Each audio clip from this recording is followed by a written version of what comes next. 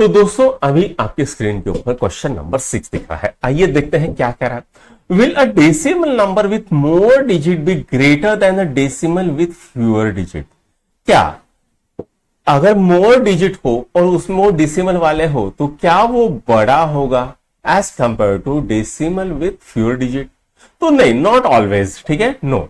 जैसे मैंने लिखा यहां पर 2.0005 या फिर लिखो 2.1234। अब यहां पर इतने डिजिट है और दूसरा है 20.2।